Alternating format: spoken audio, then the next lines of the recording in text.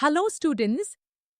Today, we are going to learn about social reform movements in India. They make up for one of the most powerful chapters in our country's modern history. Let's start. The 19th century in India was a period of significant change, often referred to as the Indian Renaissance.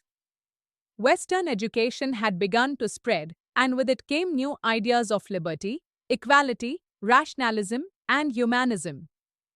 These ideas challenged many old practices like caste oppression, untouchability, sati, child marriage, and the denial of education to women. Our reformers, some spiritual, some social, and some political, rose to change society. Let's begin with the Brahmo Samaj, one of the earliest and most impactful reform movements. The Brahmo Samaj was founded in 1828 by Raja Ram Mohan Roy. He believed in a formless God, inspired by the Upanishads. He completely rejected idol worship, superstition, and rituals. Roy fought against the evil custom of sati, and due to his tireless efforts, the Sati Abolition Act was passed in 1829. He also supported widow remarriage, women's education, and modern, Western-style education. Roy helped establish the Hindu College in 1817. Madam, can I ask a question? Yes, please. Did the Brahmo Samaj continue after Raja Ram Mohan Roy's death? Excellent question. Yes, it did. Two important leaders, named Devendranath Tagore and Keshab Chandra Sen, continued the mission. Devendranath joined in 1843 and formed the Tattvabodhini Sabha to promote spiritual learning. Keshab Chandra Sen joined in 1858 and introduced more radical ideas like universal religion, intercaste marriages, and interreligious marriages. However, these differences created a split, and the movement got divided into Adi Brahmo Samaj and Brahmo Samaj of India. Next, let's talk about Ramakrishna Paramhansa and the Ramakrishna Mission. Ramakrishna was a spiritual saint from Bengal. He believed that all religions lead to the same truth. To prove this, he practiced major religions, Hinduism, Islam, and Christianity. He preached that God can be realized through any path.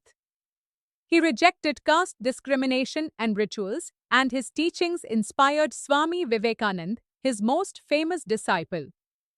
In 1897, Vivekananda founded the Ramakrishna Mission. He spread the idea of practical Vedanta, meaning service to man is service to God.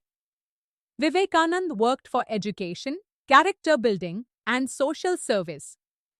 His speech at the World Parliament of Religions in Chicago in 1893 made the world recognize India's spiritual greatness. Now, we move on to the Arya Samaj, founded by Swami Dayanand Saraswati in 1875.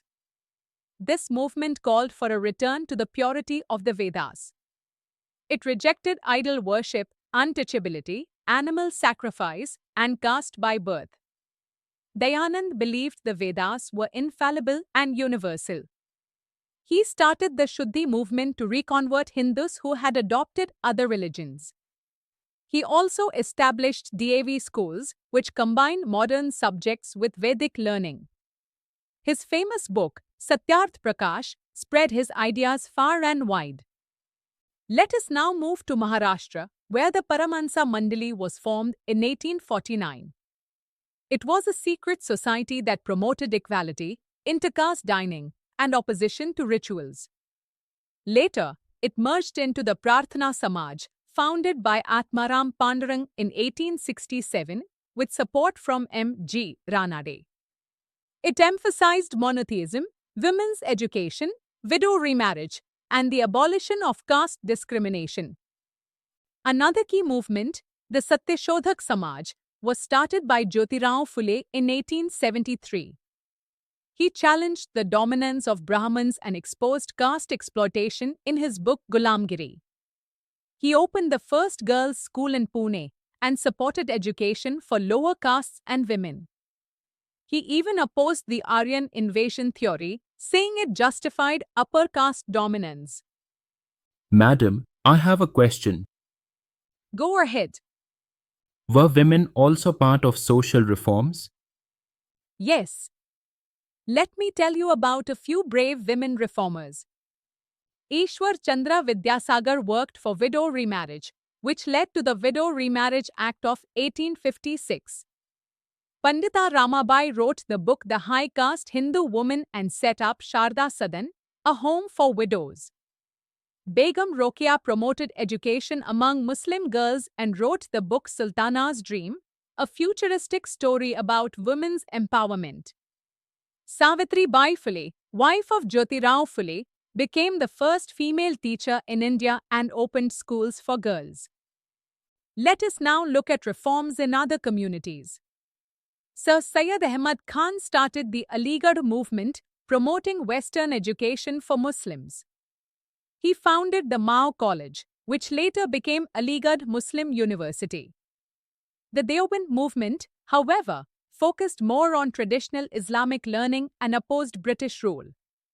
The Ahmadiyya movement, started by Mirza Ghulam Ahmad, tried to bridge the gap between science and religion and rejected violent interpretations of jihad. The Singh Sabha movement revived Sikh identity and opposed Hindu rituals entering Sikhism. Parsi reformers like Dadabhai Naoroji and Furdonji pushed for women's rights and codified Parsi laws in 1865. In South India, reform took powerful forms. Sri Narayana Guru started the SNDP movement in Kerala. His famous quote was, "One caste, one religion, one God for mankind." He built temples open to all castes and emphasized education and self-respect. Periyar began the self-respect movement in 1925.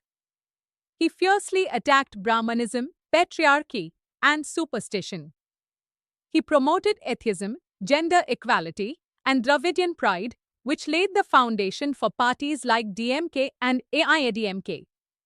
The Justice Party, founded in 1916, was the first non-Brahman political party. It demanded reservations, started educational institutions, and later formed the first government under diarchy in 1920.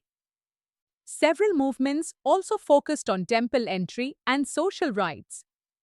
The Vaikam Satyagraha in 1924-25, led by Kelappan, Madhvan, and Periyar, demanded temple access for lower castes. It was supported by Gandhiji and became a symbol of civil rights. The Nayar Service Society, led by Mannathu Padmanabhan, aimed to reform the Nayar community. In Andhra, Kandukuri Veeraslingam started girls' schools in 1874 for child marriage and published Vivekavadhini. He also set up a remarriage association. In Karnataka, the Lingayat revival brought back Basavanna's teachings, focusing on equality, monotheism, and education. These movements were often supported by British-backed laws.